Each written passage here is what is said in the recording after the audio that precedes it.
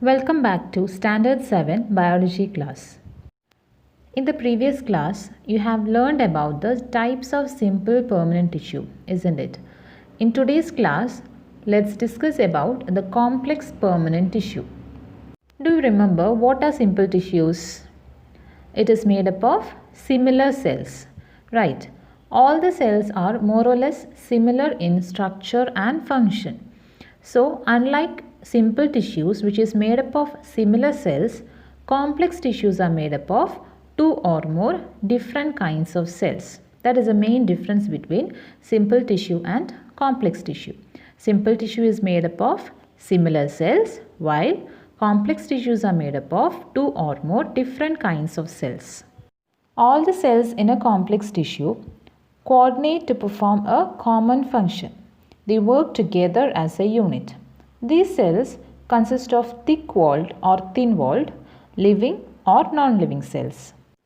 Complex tissues are classified into two types, namely xylem and phloem, which helps in the conduction of water and food materials. Xylem helps in the upward conduction of water and minerals, while phloem conducts prepared food throughout the plant body. They run along the entire length of the root, stem and leaves. Xylem and phloem are usually found together, so they are collectively called conducting tissues or vascular tissues.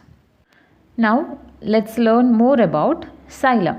The basic function of xylem is to transport water and minerals upwards from roots to stems and leaves. It also provides mechanical strength to the plant. It is made up of mostly dead cells. The cells are elongated and is arranged end to end in a row, forming a network of tube-like structures. The cells have thick cell walls due to the presence of lignin. Pits are present in the cell wall.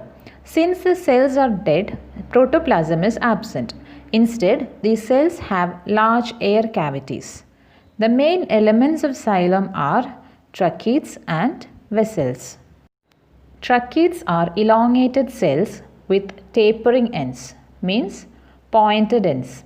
They serve in the transport of water and minerals.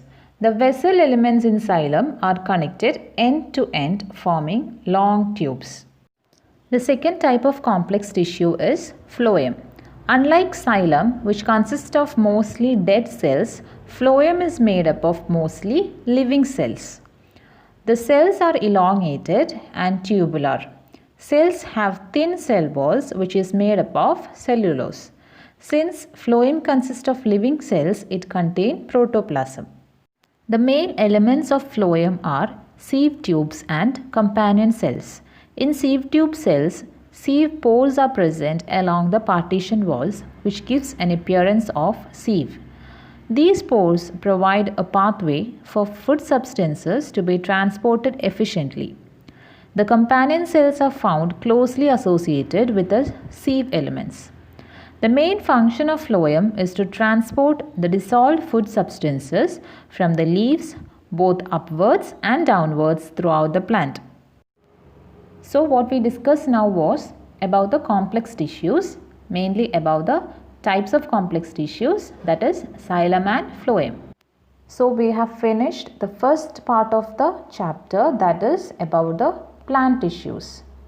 In your textbook, page 17, a table is there showing the comparison of all the main plant tissues which you have studied.